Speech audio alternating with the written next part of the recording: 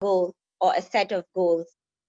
Many hope to improve their own personal effectiveness, but are unsure of where to start. The training will take you through how to maximize your personal effectiveness by doing. Our facilitator, Ahmed. Okay, I just received a message. Can anyone acknowledge that they can hear me, please? Yeah, we can hear you. Yes, we can hear you. We can hear you. Yeah, we can hear you. Okay, thank you. Our facilitator, Ahmed, is a trainer, both academic and professional, with close to 10 years of experience. He trains both individuals and organizations. He is also an administrator, content developer, and a hobbyist writer.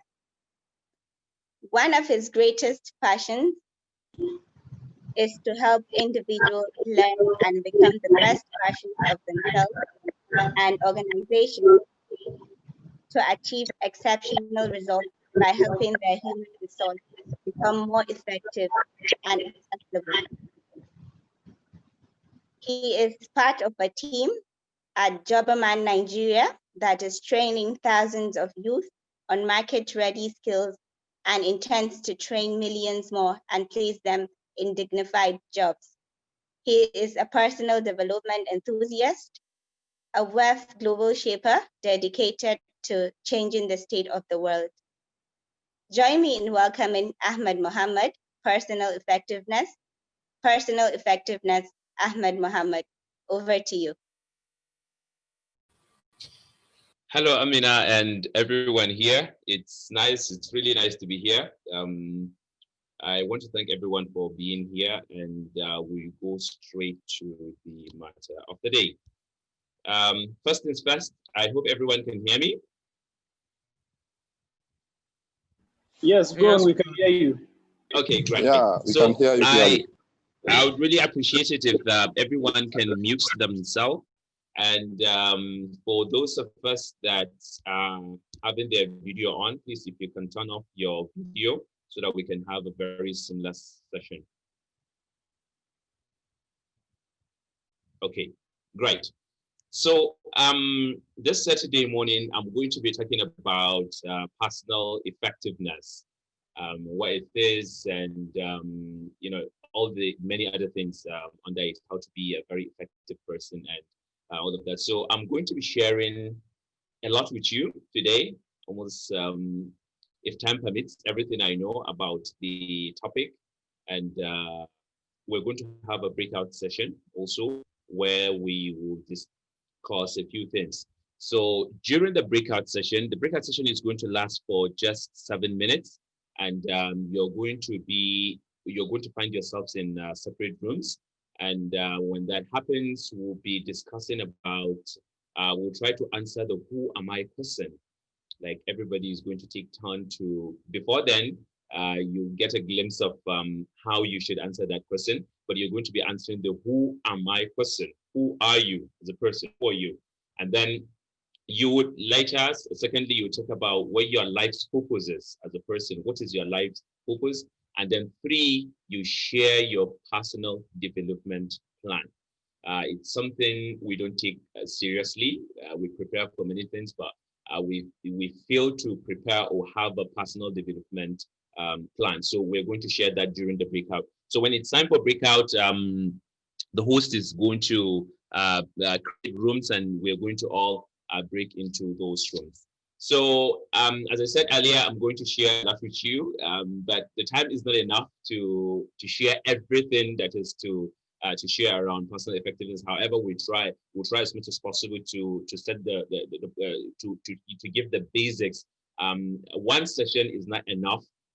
Even a week session is not enough to discuss about everything around personal effectiveness. So the goal of this workshop, so this session, is to set the ball rolling, to introduce the basics so that people that are really interested can take it forth and read more, or find books or videos, or the millions of materials that are there on the internet to understand about the topics even more.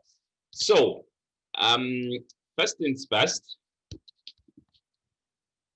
let's take a minute of our time to answer this question. Just talk to yourself. Who are you as a person? Who are you? And when we ask this question, you know, we are not talking about what is your name, where are you from, or what you do, and all of that. Like, it goes way beyond that. So who are you? Have you ever taken your time to answer this question? Have you ever taken your time to reflect on yourself? Who are you? Who you are as a person? What are your values? What is your life's philosophy? What do you stand by? What are your core values as a person? What do you like? What don't you like? Who do you relate with? And all of that. All of these things come together to make you as a person. So when we say, who are you? When answering the question, who am I? You don't come up with your name, or with where you work, or where you live, or things you associate yourself with, and all of that. It goes beyond all of that. So we're going to try to answer this question during the end of the by the end of the workshop. So these are the things we are going to be talking about today. They aren't much. We'll try as much as possible to do it within the time frame we have. So first, we'll talk about what is personal effectiveness. What is personal effectiveness? Then we'll talk about the 5C formula. Then we'll talk about who a personally effective person is. Then we talk about self-awareness, which is at the heart of personal effectiveness. We talk about confidence, self-confidence also, which is really important for you as a person. Then we talk about purpose. What's your life's purpose? Do you even have one? Do you even know what it is? Do you even know why you need it? Then we talk about goal setting, which is very much related to your purpose. And then we wrap things up with final thoughts. So before we begin the session, I want you to write down 3 things you hope to learn from this session.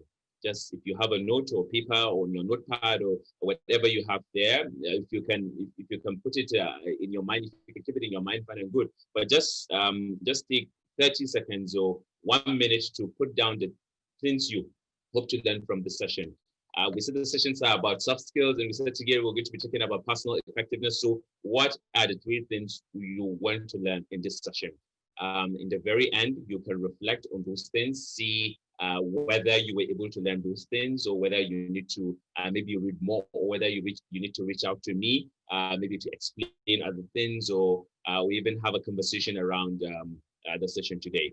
So 3 things you hope to learn from the session. 3 things in 1 minute. And after that, we begin our session proper.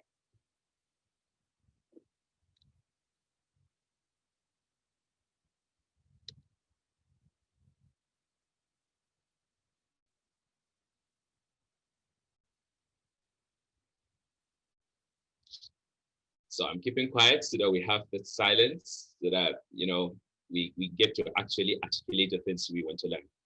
I'll give 20 more seconds.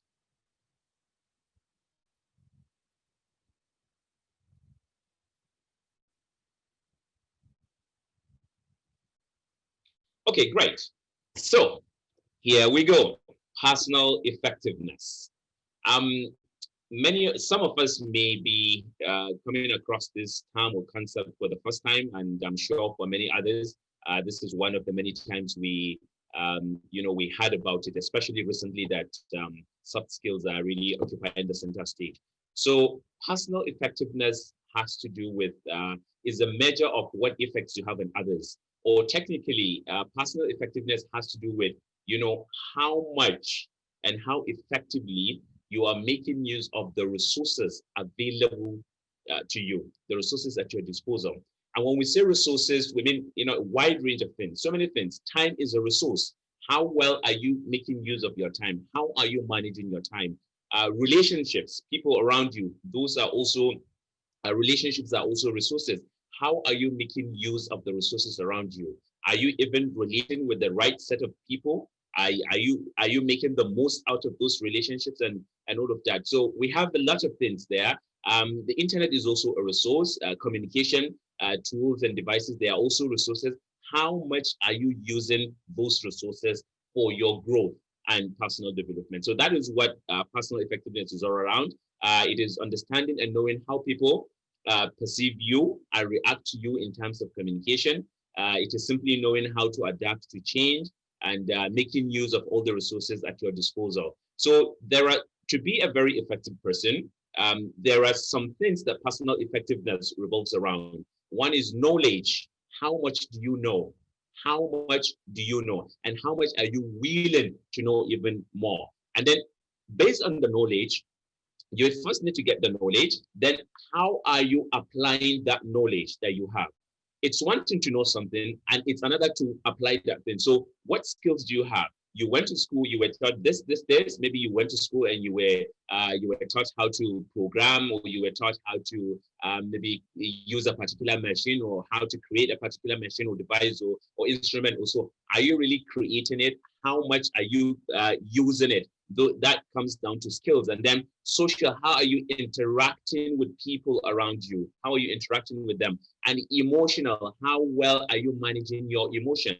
Emotions are really, really important because they determine, how we relate with people. The more we can understand our emotions and the emotions of those around us, the better they say we can resolve issues early and live happier lives. So personal effectiveness revolves around all of these four things: knowledge, how much do you know, and how much are you trying to know every day? How much are you applying that knowledge? What skills do you have? Skills that are really applicable, and how well are you behaving within your social cycle, within the people around you? Because you can't get there alone. You can live alone. You definitely need people around you in one way or the other. And how are you managing your emotions? So personal effectiveness revolves around all of these things. So there's something called the 5C formula for personal effectiveness, and that's consistency, commitment, control, competence, and creativity. So to be a very, very effective person, you need to be consistent. And consistency shouldn't be mistaken with monolithism.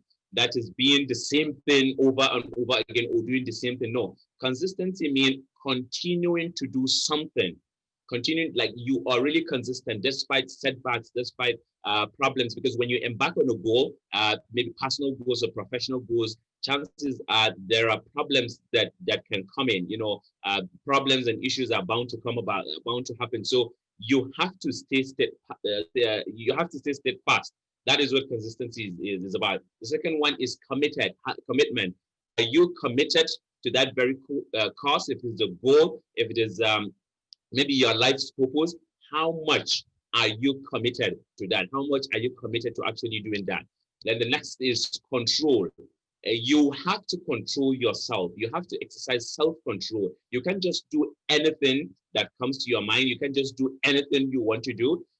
You have to try to avoid quick gratifications or instant gratification. Look at the longer goal, the longer term goal. What is bound to happen when you continue doing this? What is bound to happen when you embrace so and so habits? What is bound to happen when you stop doing things and stuff like that? So you have to be a very, very effective person. You have to exercise self-control a lot. There's just so much. Sometimes it reaches a limit where you're not really told what to do and what not to do. When you are a child, you are a teenager, maybe or a toddler at the beginning of your life, you grow to become a teenager and all of that. You're being under the control and supervision of so many people, your teachers, your parents, the school. But then when you become an adult, maybe you even get married or stuff like that, you have that control, that guide has to come from you. So how much are you controlling yourself? That is really, really, that is one of the things that determine how effective one person is. And then competence. What can you do? How much can you do? And how much are you seeking to build your competence? No one is an ocean in terms of knowledge. Can we mute ourselves, please? Okay, so competence, how much do you, in terms of knowledge and in terms of skills and all of that, how much do you know and how much are you seeking to know even more? Are you like the person that is always, eager to learn even more, to learn from people, to learn new things, to improve on their skill set, to improve on the things they know, on their knowledge and all of that? And then lastly, creativity. To be an effective person, you need to be very, very creative. And at the heart of creativity is critical thinking. before you can bring in new things. Creativity has to do with, you know, solving problems, creating things, bringing new things, things that are not really existent, or providing solutions or answers to concerns or solutions to problems that are there. And before you can be a creative person, you need to be a critical thinker. You need to think critically. You need to think, okay, why is this happening? Why is this the way it is? How can we change it to something else, or how can we improve it? So all of these things come together: consistency, commitment, control, competence, and creativity. They come together to create a very personal, a very, very effective person. That's what we call them, the 5 C's of personal effectiveness. So who is a personally effective person? A personally effective person is a person that takes ownership. You know, you own your life. You take ownership of your life. When things go wrong, you take ownership of that things are as a result. But we shouldn't mistaken ownership and blame. When we talk about blame, you know, you're focusing more on the negative side. You're blaming yourself for things, you know, things go wrong, things go south. You continue to blame yourself instead of thinking of how to correct that. You continue to blame yourself for that failure. You continue to focus on the negative side, while you can focus on the other hand, while you can focus on the positive side and see how you can get out of that, or how you can correct that. So taking ownership is taking responsibility for your life and for things that happen around you. So if you are a professional person, maybe at your work, maybe things go wrong, and then you were given a task to do, and then you couldn't do it well, or you didn't do it well, you take ownership of that. That is as a result of your doing. So what that makes you do is it makes you want to learn even more. Okay, why did it happen? Because I couldn't do it well. So how do I do it right next time? That is what ownership does. But when you don't take ownership, when you blame other people, like when you hold other people responsible for things, you say maybe it's a result of someone else, maybe not giving you some data or some information, or even as we say, it's a result of village people or whatever. You know, that doesn't give you the opportunity and the latitude to improve on yourself, to improve on, you know, how you can solve that problem. So a personally effective person takes ownership, and they also execute. They say the littlest of implementation is much better than the grandiest of intentions. You can't just always want to do something. I want to do this. I have this goal. I have this target. I want to do. What have you done? It comes down to execution. How much are you implementing? Sometimes we spend so much time planning on things. We are planning, we're still planning, we're strategizing, but we're not implementing. And the future belongs to those that execute. You know, less planning, more execution. Sometimes during the execution, you get to understand things even better and maybe plan even better. So a personally effective person takes execution, and they are very much disciplined. They say disciplined people, when disciplined people take disciplined, have disciplined thought, that leads to disciplined action. So they are very much disciplined. As we talked about control, then they know their limits, they know what to do, they know what not to do, they know the habits that are working for them, they know the habits that are not really working, and they stop them. And then lastly, you need to be very, very agile. A personally effective person is very, very agile. They are very active, they are very, very strong, they are well disciplined, and they take execution. So at the heart of personal effectiveness, as I said earlier, is self-awareness. You cannot be an effective person if you have not mastered self-awareness, if you have not mastered yourself, if you don't even know yourself. One very funny thing is that many people know more about other people than they actually know about themselves. Every day in the morning, we check blogs for our favorite celebrities, footballers, actors, and all sort of people. We know what they are doing. We know what they like. We know what they don't like. We follow them on Instagram, on social media, on YouTube, and all of that. We know so much about them. We know their philosophy, their life philosophy. We know how much their income is. We know their values, their core values, and things they identify with, and things they identify themselves with so much. But we don't know a lot about ourselves. We don't know about ourselves because we follow others more than we follow ourselves. We don't go into deep introspection, like talking about yourself, like yourself being the focus. ditching your mobile phones and all electronic devices, just sitting down, focusing on yourself, trying to find out who you really are as a person. What are the things you identify with? What are your core values? What are your philosophies and all of that? So according to Debbie Ford, self-awareness is the ability to take an honest look at your life without attachment to it being right or wrong. An honest look at your life without attachment to it. You're not judging yourself. In self-awareness, when you're trying to become self-aware, you're not judging yourself. You're not judging your core values, your habits, your principles.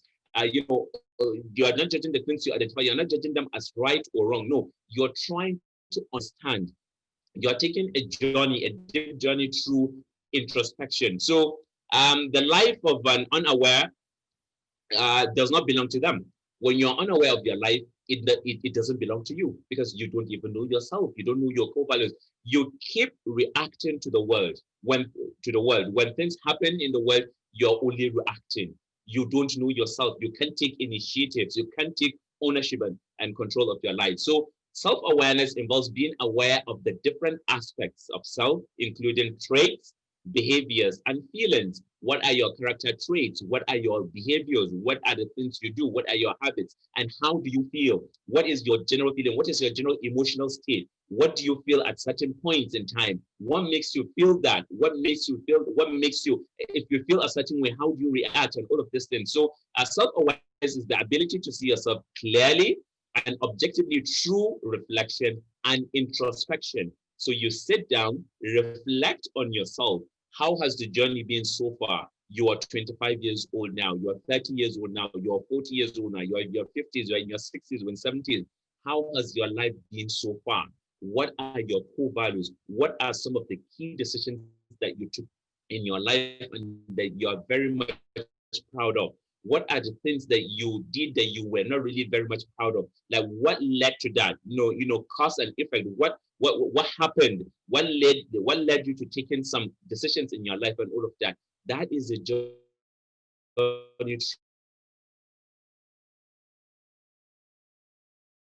through self. When you do that over time, you get to understand who you are as a person, and that is going to, when you start you're fully aware you go in your life, who you associate with, things you think about, and things you do.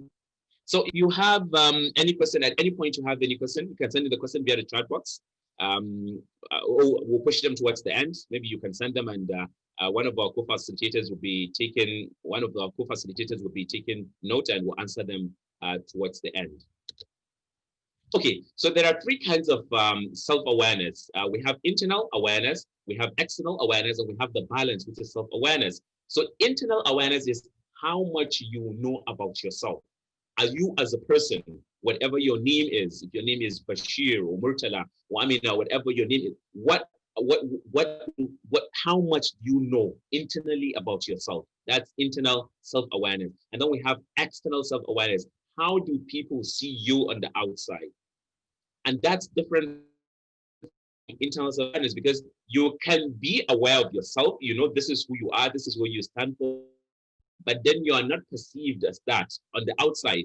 Maybe you portray yourself as something else on the outside. So people have a different perception of who you are. It's good. It's really very, very good. In order to master yourself, in order to really know yourself, you should know yourself internally. That's internal self-awareness. You should also know yourself externally. How do other people see you? And then that balance is what we call the self-awareness. So you become self-aware. So when you are very high on internal self-awareness, but very low on external self-awareness, we cannot really say you are self-aware. Well, you are internally aware of yourself, but you don't know how other people see you. You don't know how other people perceive you. So the best place to be is in that center. That's a self-awareness, where you have a significant amount of internal awareness and also a relatively significant amount of external self-awareness.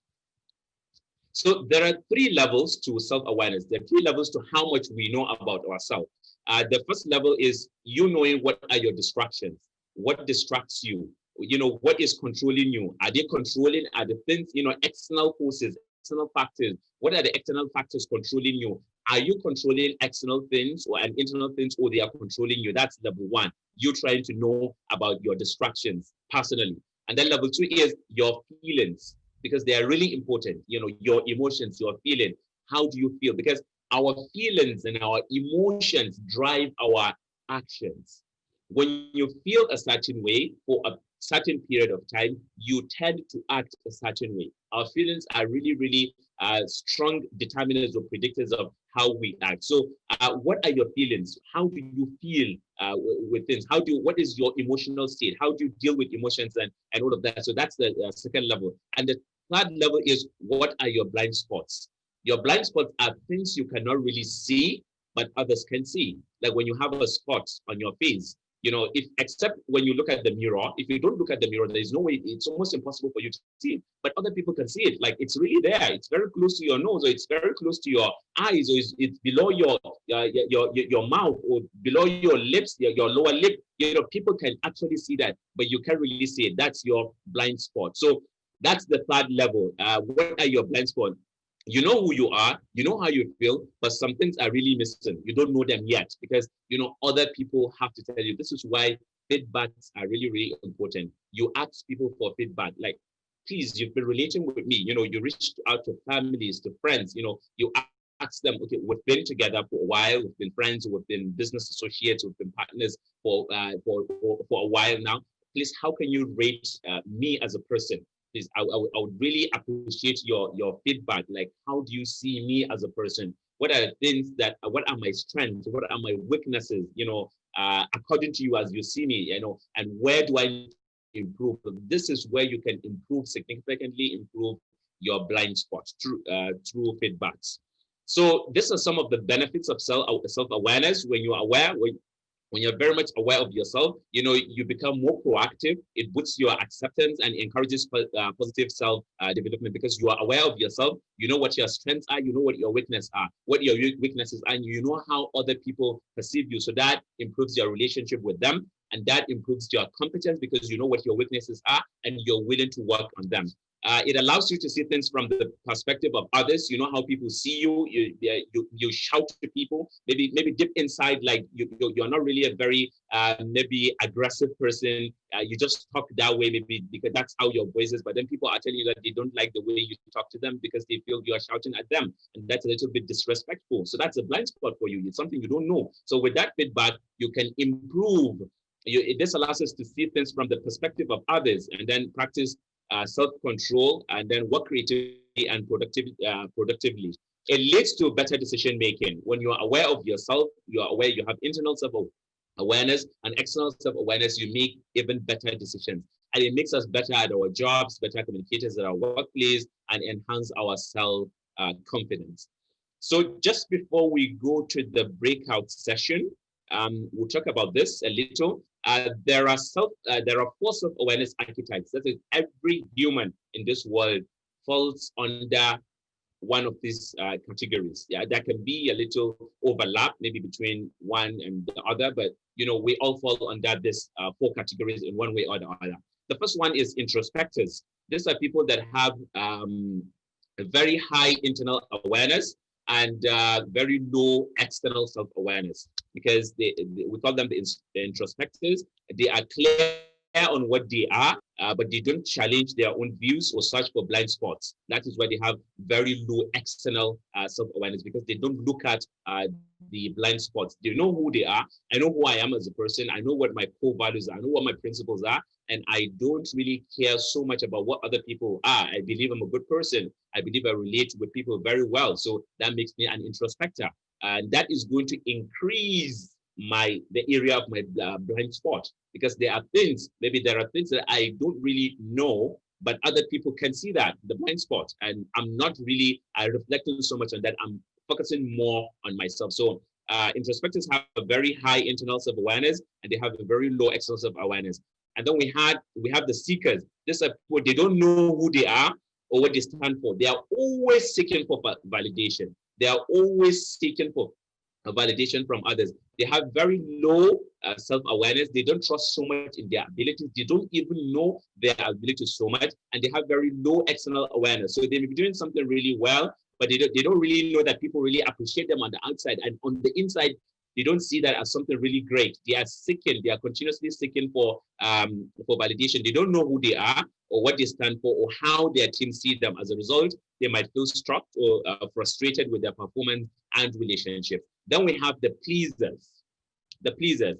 And from the word pleasers, they always want to please others. So they have very low internal self-awareness, but they have a relatively higher external self-awareness. They want to please people, even if it is to their detriment. They don't care so much about themselves because they have very low internal self-awareness. They care more about others. They want to be seen as, people who are really good. They really want to please people, even if it is at their detriment. They have a task at hand, but when someone comes, they want to leave whatever they're doing, even if it is something really important to them personally, for what the other person wants them to do. So they can be so focused on appearing a certain way to others that they could be overlooking what matters to them. Over time, they tend to make choices that aren't really beneficial to them in one way or the other. And then lastly, we have the last group who are the aware. These are people, this is the best place to be. These are people that, this is one of the best places to be. There are people that have very high internal self-awareness. In fact, it's the best place to be because they have a very high internal awareness. They know themselves so well. They know their values. They know their principles. They know their philosophy. They know, their competence, their skills, and they also know they're also high on external self-awareness. They know how other people perceive them. They know how other people see them. So they know who they are, they know what they want to accomplish, and they seek and value others' opinions. This is where leaders begin to fully realize true benefits of self-awareness. So, Murtala, can we go on the breakouts now? Yes.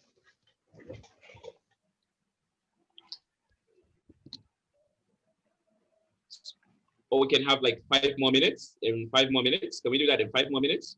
Yes, if you want to. Okay, great. Okay, so how does one become, we've talked about self-awareness, where it is, the awareness archetypes, the levels of self-awareness, and also how do you become self-aware?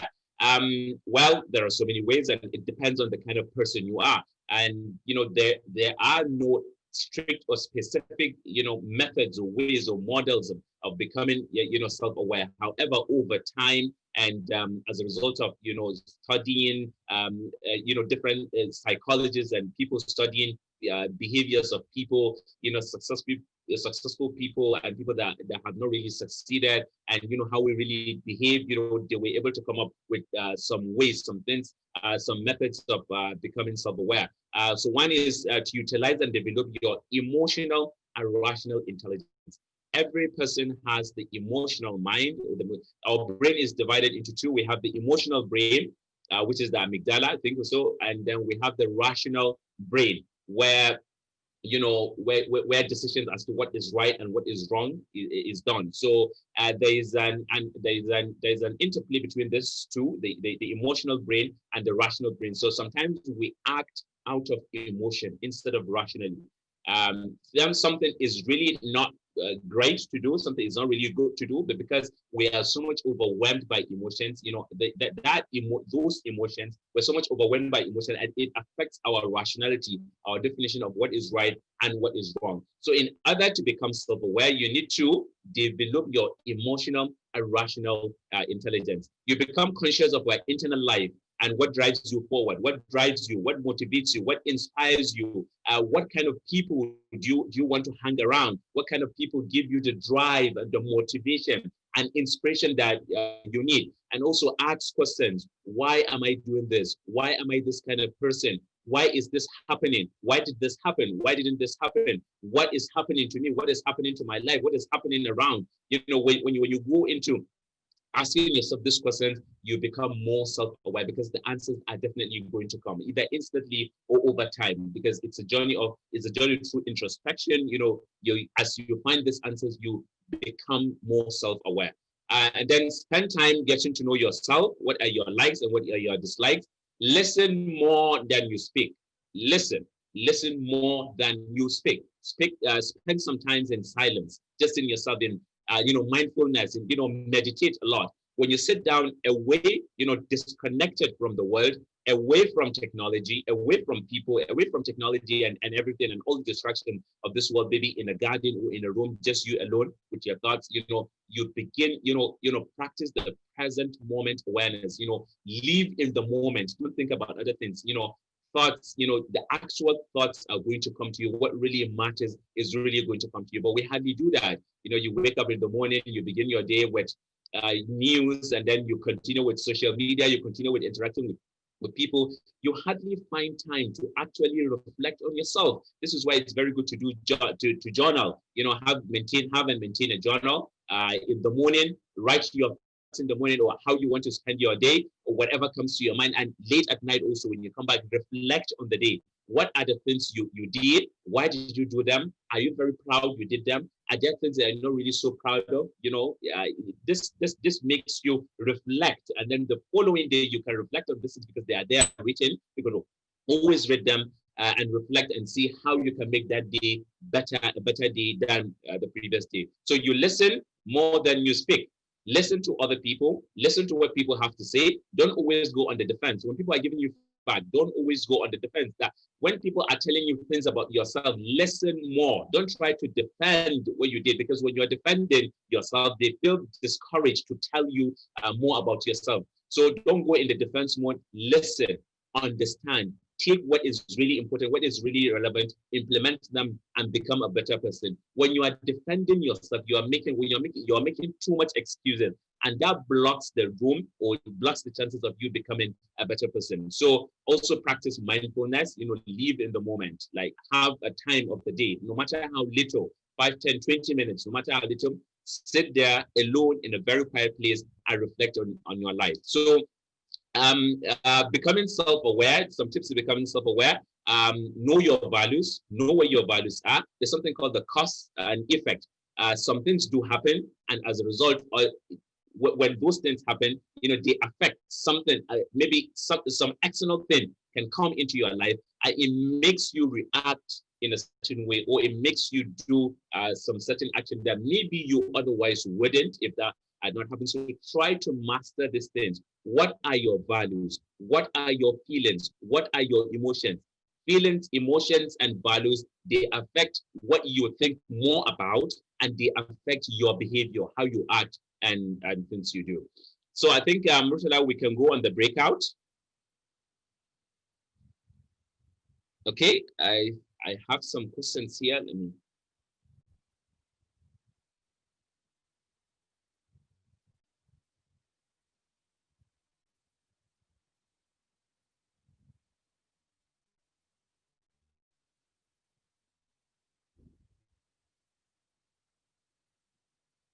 Okay, so someone said, can we get the slides? Yes, you can always get the slides. Of course, we'll be sure to share them at the end of the session. Okay, yeah, so I'll answer questions at the end of the session. Murtala, are our breakouts ready? Yes, almost ready. Just a moment. I'm creating the rooms. Okay. So someone is already asking, how can we improve on self-confidence? We're going to talk about self-confidence more after the breakout.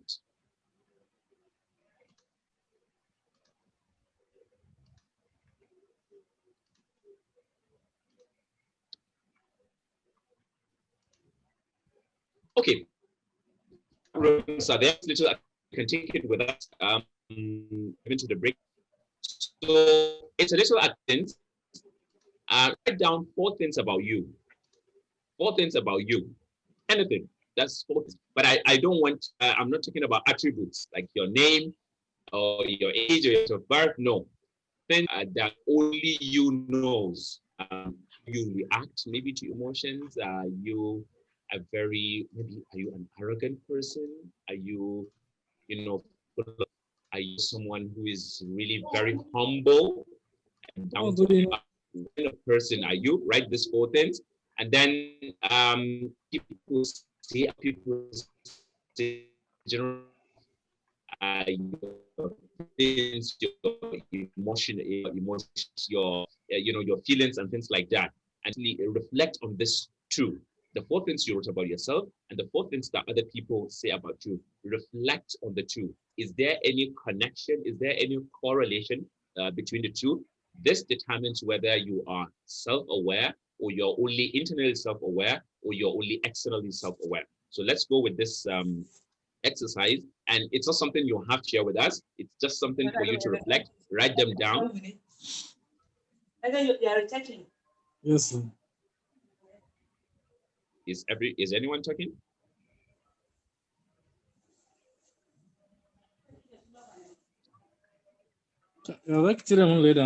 Adamu Muhammad, please mute your mic, please. Adamu Muhammad, please.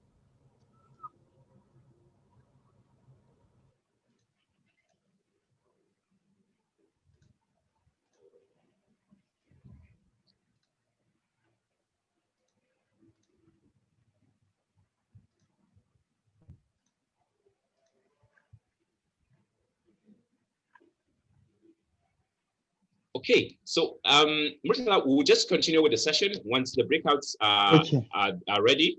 No problem. Just signal me. Yeah, when No they're problem. ready. No problem. Okay. Okay, so next is self-confidence. We've talked about what personal effectiveness is, how to build how to be a very effective person, the self-awareness archetypes and all of that. Now we'll talk about self-confidence. Self-awareness and self-confidence are really, really important in your journey to becoming a very personally effective person. Self-confidence is the belief that success is possible, the belief that success is possible, regardless of what you do, regardless of what level you are now, regardless of the circumstances around you. That confidence, that belief, primary belief that comes from within, that success is what is possible. That is what self-confidence is. And it's not something you're born with. Some people are naturally confident, very, very confident, but it's not something you're really born with. It's as a result of your experiences. It's a result of your experiences and things around you. So self-confidence is a decision. That's what we said. It's not something you're born with. You can decide to be confident today. And it's not like you need a license for confidence. It's not like you need to go to a particular school for you to be taught self-confidence. No, it's a decision. Decide that you are confident today, and that's it. You're confident. Trust in your abilities. Believe that success is possible no matter what. Confidence is your opinion of yourself. This is why it is a decision. So it's your opinion of yourself. How do you see yourself? Do you see yourself adequate or inadequate? Are you very insecure? Do you trust in your abilities, or you're so much insecure? You don't feel you're confident. You don't feel you can do it. Maybe you are given a presentation to do, or you need to speak to some people. You're asked to speak to some people. Do you trust that you can wow the crowd, or you believe that you're not adequate? You can't do that. This is where self-confidence comes into play. So there are 3 types of self-confidence. Also, we have self-confidence, we have low self-confidence, and we have overconfidence. The best place to be is in self-confidence. So low self-confidence is when you don't trust so much in your abilities. You don't have so much confidence in yourself. When you see other people, when you see successful people, you feel like, well, these people are meant to be successful. I am not meant to be successful. When you say success is for other people, I can reach this high because I don't have what they have, or I don't have their abilities, whatever. You are downplaying, you're downsizing your size, your size and your abilities and skills every day. So that's low self-confidence. Overconfidence is when you go overboard. You're too confident in yourself. So from this picture, this is a picture of a cat, and then there's a lion somewhere here. So overconfidence would be this cat thinking it is a lion, and then it goes into the jungle. It goes into the jungle and then wants to do things that the lion does. That's like overconfidence. The lions there or other big animals or big cats there are going to eat the very smaller cat. But then self-confidence will be, okay, realizing and accepting that I am a cat, but there is so much a cat can do, and I'm willing and I'm definitely going to achieve everything that every cat in this world can achieve. That's self-confidence. Low self-confidence is believing you are a cat, then maybe you are just an ordinary cat. You can do, there's just so much you can do. You know, your abilities are very limited. So the best place to be is in self-confidence. Know what your strengths are, know what your weaknesses are, know what your limitations are. Know what your limitations are. Self-confidence is really important in your journey towards realizing your goals, achieving your dreams and aspirations. So how do we overcome lack of self-confidence? The first one is self-acceptance. Accepting yourself. Accept yourself as you are. You are a cat. Accept the fact that you are a cat. There can never be anyone like you. You are the best cat in the world. You're the most beautiful cat in the world. You are the cat that has the most beautiful eyes in the world. And all of this things, trust, accept yourself.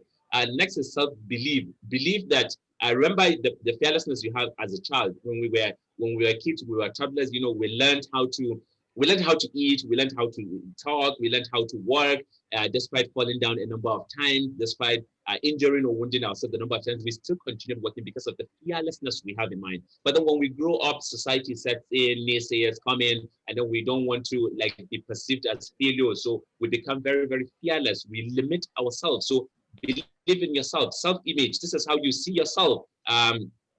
It's different from self-esteem. You know, how do you see yourself?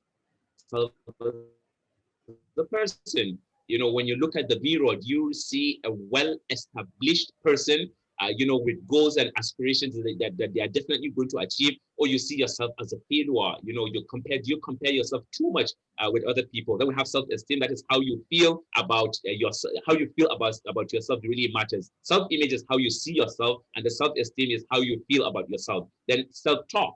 Talk to yourself from time to time. You know, we have wonderful, conversations with ourselves. When we're driving and the radio is not on, you're alone in your car, you begin to talk about yourself. You begin to talk to yourself. You you have really wonderful conversations with yourself, which are really good. So, and then self-analyze yourself. Self-analysis is really important. Focus on what you have, your strength, rather than what you don't have. Analyze yourself. Okay, focus more on what you have and focus more on what you can achieve. You know, there's no limit to how much you can achieve as a person. If you can really be a critical thinker and you can really be creative. So analyze yourself. You know, what are your strengths and what are your weaknesses? How can you improve on your weaknesses?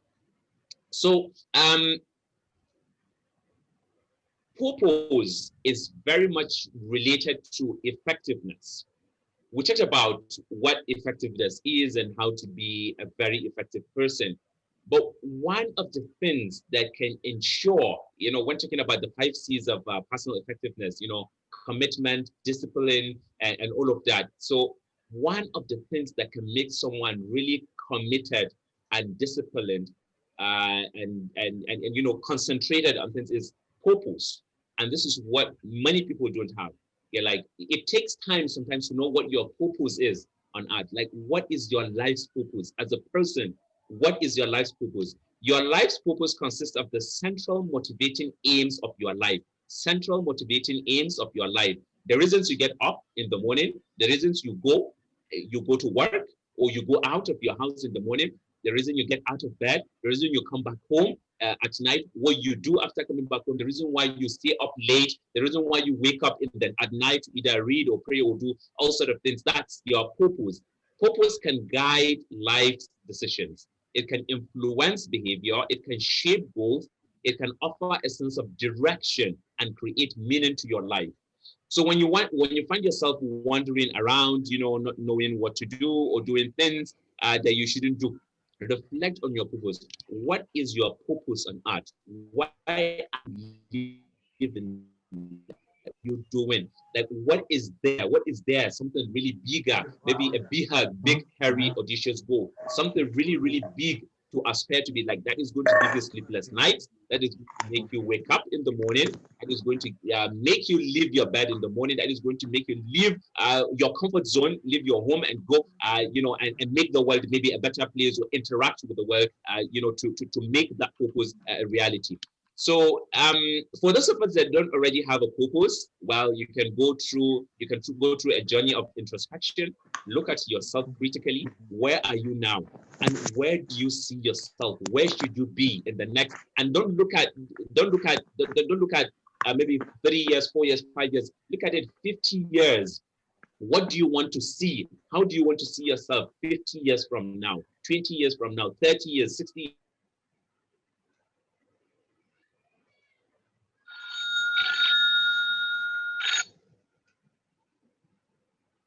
it doesn't have to be something really, really static, because every day we learn, we interact with people, we get new ideas about the world, we get new ideas about the state of the world.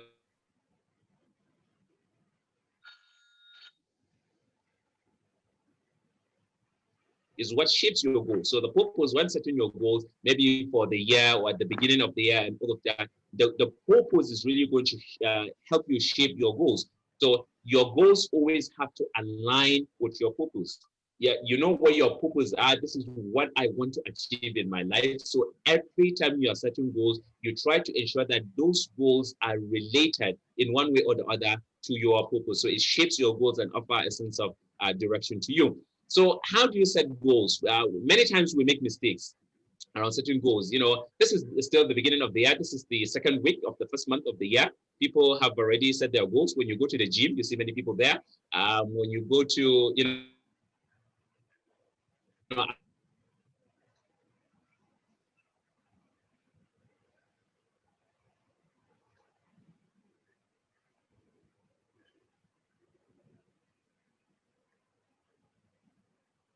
I'm very sure online plan is not there, and they don't have a plan for how to achieve that.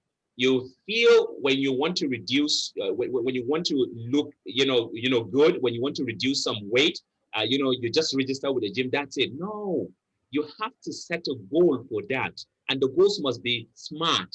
Smart means specific. You have to be very, very. Don't just say I want to lose weight. Yes, you want to lose weight, but go to the deeper business of detailing how much weight you want to reduce. Maybe you weigh 120 kg or 90 kg, and then so you can set a goal. I want to reduce 10 kg this year. You've gone to the deeper level of specifying how much. Then you say, okay, if I want to reduce 10 kg, you can research online or consult a coach or fitness coach or anybody and ask them, okay, how do I reduce 10 kg in a year? You spread that across months. Maybe this month you want to reduce, maybe you want to reduce 1 kg every month or 2 kgs every month. And if you want to reduce 2 kgs every month, you have to walk, maybe, say, as an example, maybe 5 kilometers or 10 kilometers every day. You see, you have a target, you have something. Then every day you ensure that you work or run 5 kilometers or 3 kilometers or 2 kilometers. So every day you don't run that or you don't do that, you are deviating, you're moving away from your goals. But when you just keep it as, I want to reduce some weight, it's just a song. It becomes a song that you sing every day. Maybe you walk just 1 kilometer or you walk, from your house to the next street, to the next street or to the next road, and you think you've done something because you've not gone to the deeper at the deeper level of specifying it. So your goal it should also be measurable. There should be measures of success. It should be measurable. You should have an MIE mechanism to show that whether the goal is working or it's not working. It should be something that is attainable. You can't want to, let's say you are let's say maybe 5-inch, maybe 5 feet or whatever tall, and you put it as your goal that you want to be 7 feet tall this year. It's not something that is possible. Once you're an adult, there's a limit to how much you can increase in terms of height. So your goal should be attainable. It should be something attainable, and it should be something relevant to you as a person, relevant to you as a professional, relevant to your professional. You can be, say, an engineer, a professional engineer, and say one of your goals is to be a medical doctor, say this year. It's good to be a medical doctor, but you are already a professional engineer. Why don't you improve in your profession? Why don't you look at other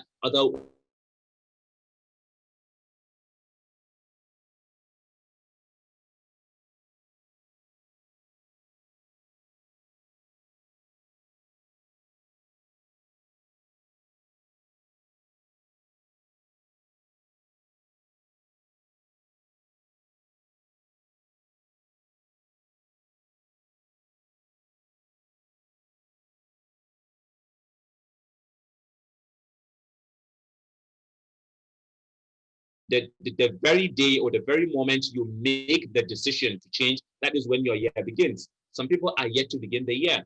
They sang all kind of songs of New Year, New Me in December, 29 December, 30 December, and all of that. And January, they are still the same person. So the new year has not really begun.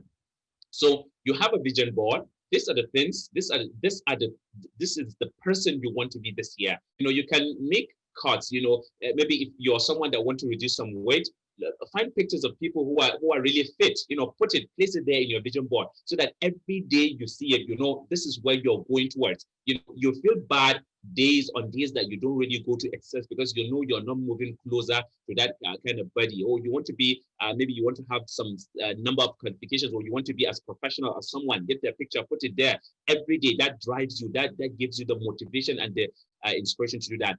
But vision boards don't do anything. It's like having a goal on paper. You know, it doesn't do anything. It's just a goal. It's just a writing. You have to go to the deeper business of actually actualizing these things. You know, someone got to do the work. Someone got to implement all of these things. So you can also have an action board. Okay, these are my visions. These are my goals. These are the things I want to do, and this is how I want to do it. This is how I want to do it. And it comes down to, you know, having a plan and actually starting it. So a vision board without an action board, vision and goals without actions are technically nothing. They don't make any sense. You actually have to do them.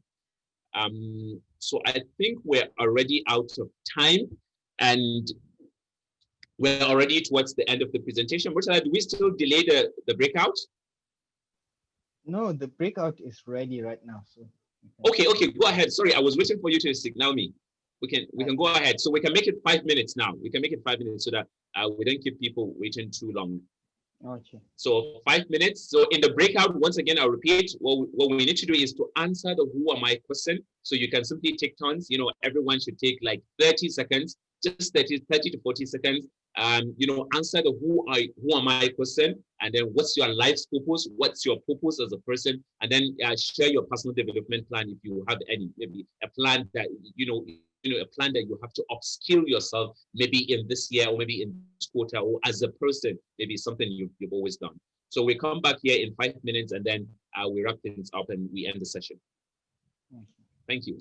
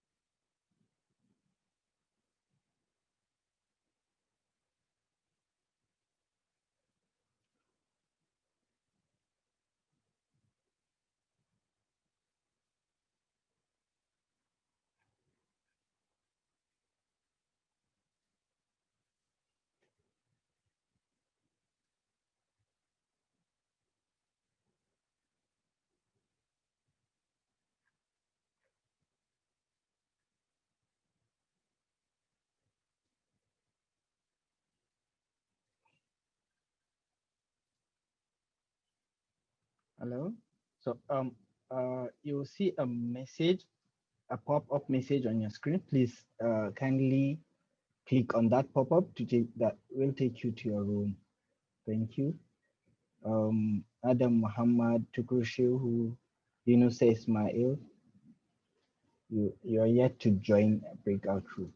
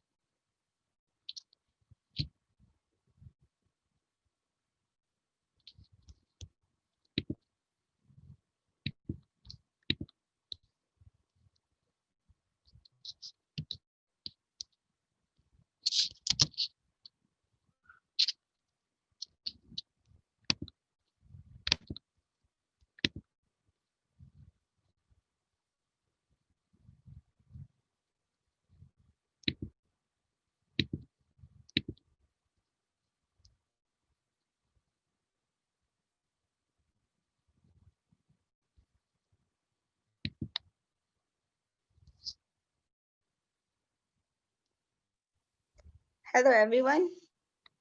Welcome back from the breakout session. I saw someone saying 5 minutes is Okay. not enough, but we have so much to say. Is the Oh, facilitator yes. ready? Okay, over to Yes. you. Okay, great. Let me share my screen again.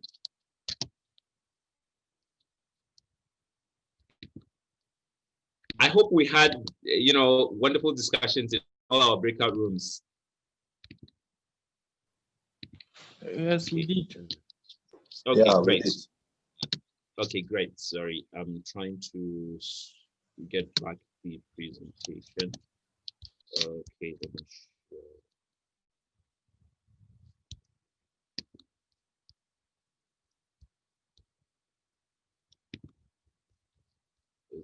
Okay, so this is it. Not yet. Thank you. Okay, so I'm going to wrap things up, and then I will talk about one or two things, and then we'll touch a few questions there. So to wrap things up, you are the CEO of your life. I brought this diagram here. It's from the book 5 a.m. Club by Robin Sharma. It's a very, very wonderful book. I would really suggest that if you've not read the book yet, you should go and read it. And alongside his The Monk Who Sold His Ferrari, if you want to have a purpose, if you want help, creating, coming up with your purpose, you can read The Monk Who Sold His Ferrari. And if you want to have a very good habit, if you want to develop good habits of success, you can read the 5 a.m. Club. They're very wonderful books to read. So you are the CEO of your life. You are the chief executive of your life. And what's the responsibility of a chief executive in a company? They are there to ensure that things go smoothly. Things go smoothly. You have the stakeholders there, you have the board of directors, the CEO is there at the middle to ensure that things go smoothly, to ensure that finances are good, to ensure that sales are good, people are doing what they're supposed to do, and in turn, the people working are also, very happy they're enjoying working there. So you are the CEO of your own life. You have to take charge. You have to take control of your life. And how do you take that control? How do you take that charge? By becoming aware. You cannot take charge of something you don't really know. You cannot drive a car. You cannot drive a car if you've not learned how to drive a car. Or you cannot want to maybe want to be a pilot. You want to be a pilot or want to drive a car when the only thing you know is how to ride a bicycle. You have to be aware. Awareness is really important. So you have to know yourself, one, and then you have to be disciplined and commitment. Discipline and commitment are really, really important to personal effectiveness. And then lastly, know who you are. Who are you? This is something that is going to occur over and over again. It's something that you can reflect on day in, day out, year in, year out. Who are you? Who are you as a person? Always seek to know yourself even more. So as a tip, for you to become more effective, Robin Sharma made this little model. He called it this 3-step formula for success. And it goes this way: better awareness.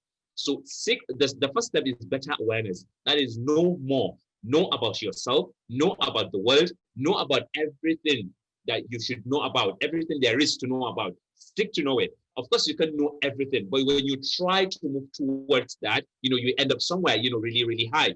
That's the recipe for mediocrity is you believing or accepting the fact that you cannot be many things, or you cannot know everything, or you cannot be everything. So stick to be everything, stick to know everything, and then you go above average. Although we know that's not really achievable, but stick to achieve that. So better awareness. When you are learning, you are growing. That's, when you become more aware, when you learn more, you are learning and you are growing. And that is going to lead to better choices because you know more. You know about yourself. You know yourself internally, and you know what people, how people see you externally. You have that balance of self-awareness.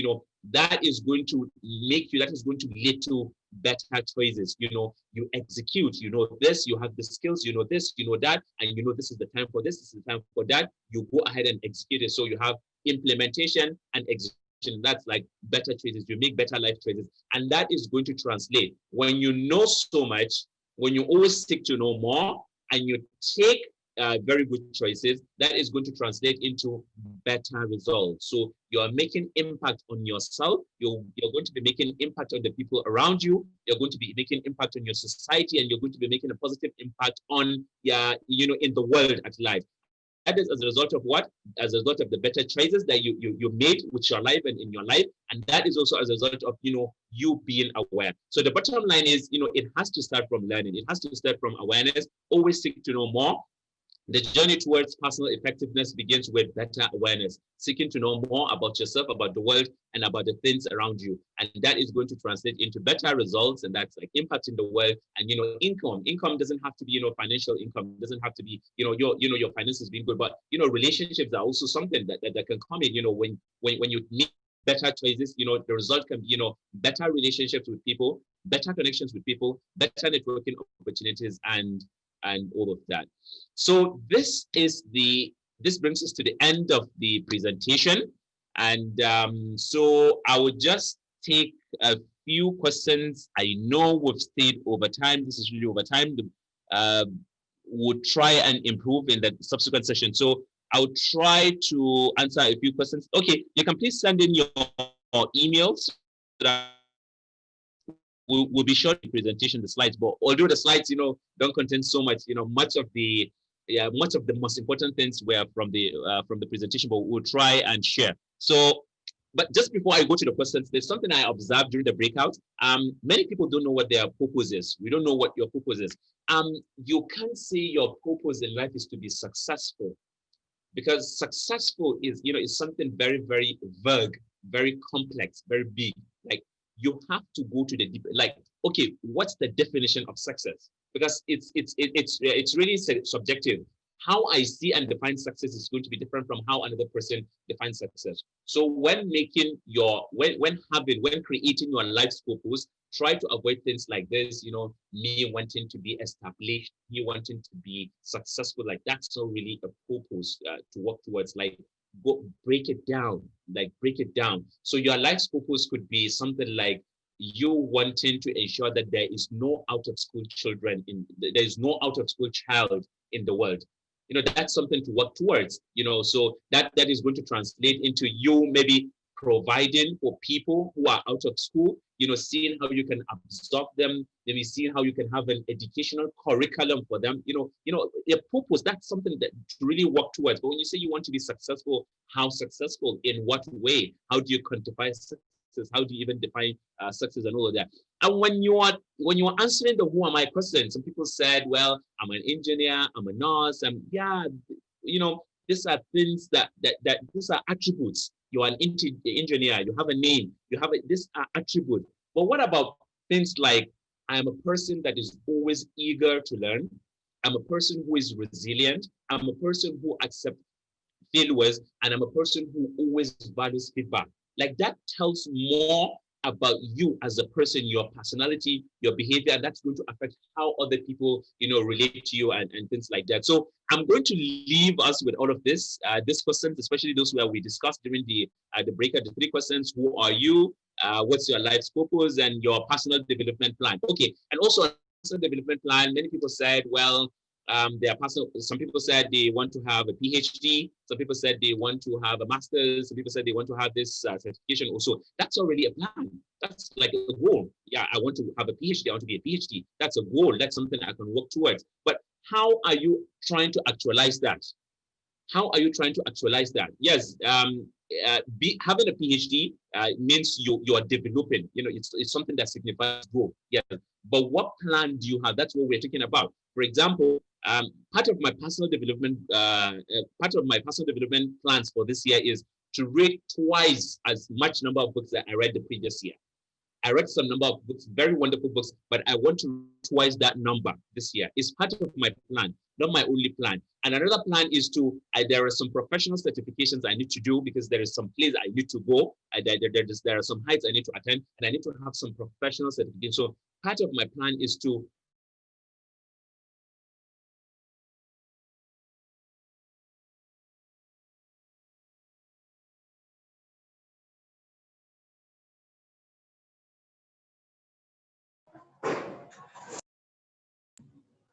No, that thing we can hear. Are really, really important. So let me look at the questions.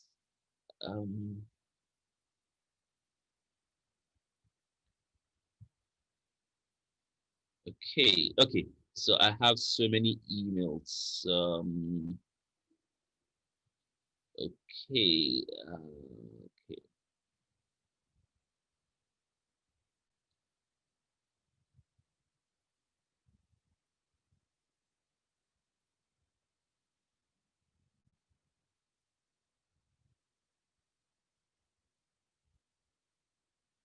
Okay, so this one said, how do I transform my self-awareness to self-confidence and proactiveness? Yeah, when you are self-aware, self-awareness helps in becoming confident, because when you are aware of your abilities, you become confident in doing that.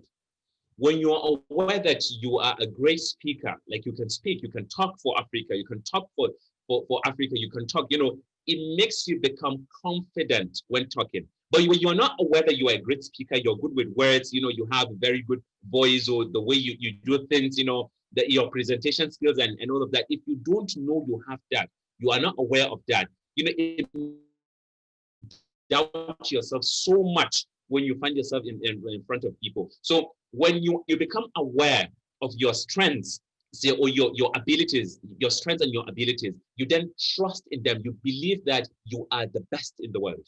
Believe that you are the best in the world, and that does not mean you believing you are the best in the world and so you shouldn't improve. No, show the world that you are the best at what you do. You can't come to me and wanting me to give you a particular job or something, and then you're not really confident that you can do it. When I ask, can you do it perfectly, you are like, well, perfection, I may not. So you start stammering and all of that. Like, that's like you're doubting yourself. You're not really confident. But even perfection is something that may not really be attainable. You can go, you can be excellent. So look at it, see yourself, as being the best person in the world, the best person for the job, and then that's going to translate into other people, accepting that. That's going to translate into other people knowing that. So self-confidence, begins from self-awareness. You becoming confident revolves around you being aware of your qualities.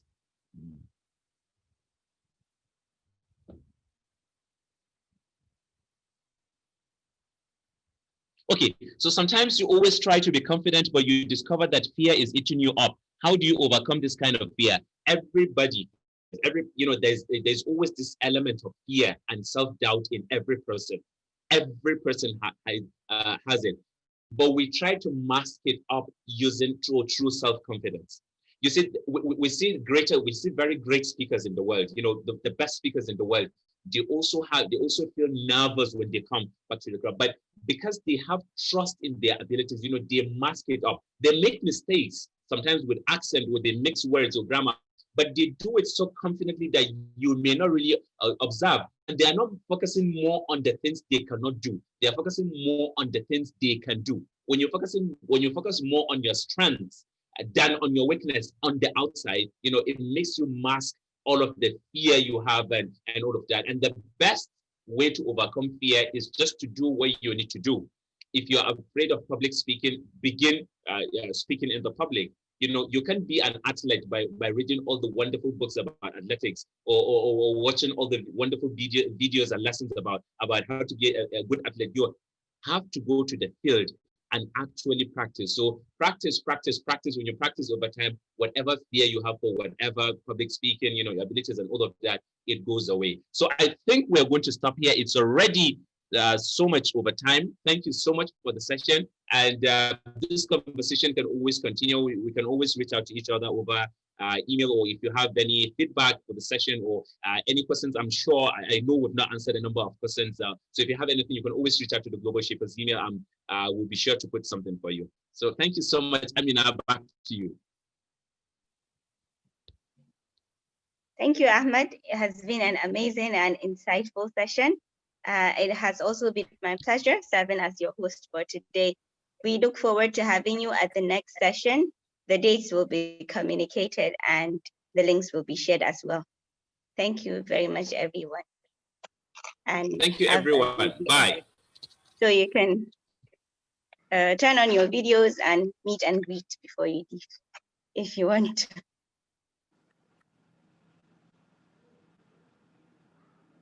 Thank you. Bye-bye.